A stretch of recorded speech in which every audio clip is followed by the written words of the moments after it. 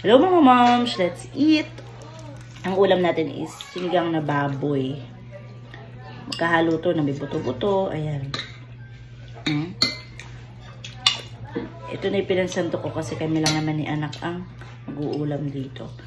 Yan, sabawan na rin natin siya. Tara. Gusto mo bang okra? Mas gusto ko kasi sa sinigang ang buto-buto. Thank you, Lord. Kain tayo.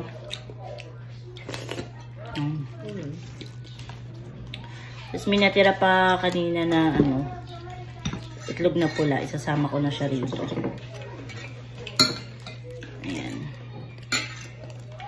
Sarap. Sarap yung itlog na pula. Hindi masyadong maalat.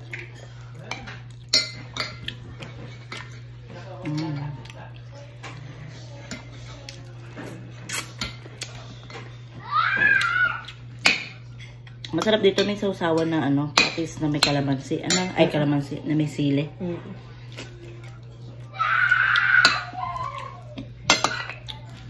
Pero dahil konti lang may kakainin ko, hindi na ako magagano. Kain po tayo.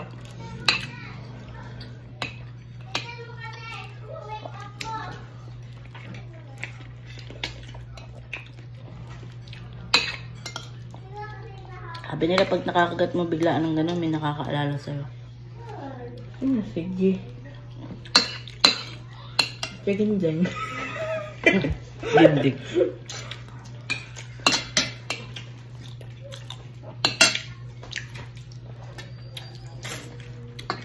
Ang namimiss kong ulamin, mga moms, yung balbakwa.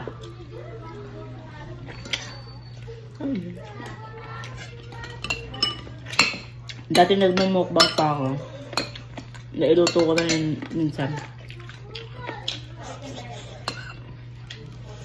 Dahil sa tagal na yun. Sabaw. Nakalimutan ko na siyang lutuin. Ang sarap ng sabaw. Saka na.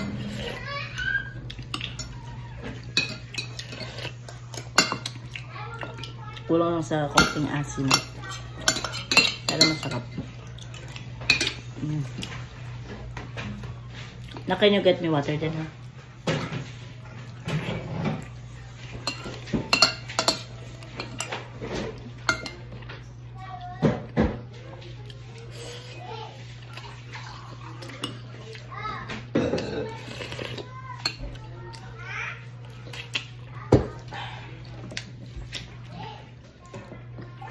Solve.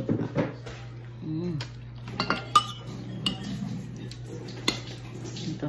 Kainin natin itong pinakain ng pechay. Nawala yung mga okra, kinain ng anak ko. Hilig niya rin kasi yung okra.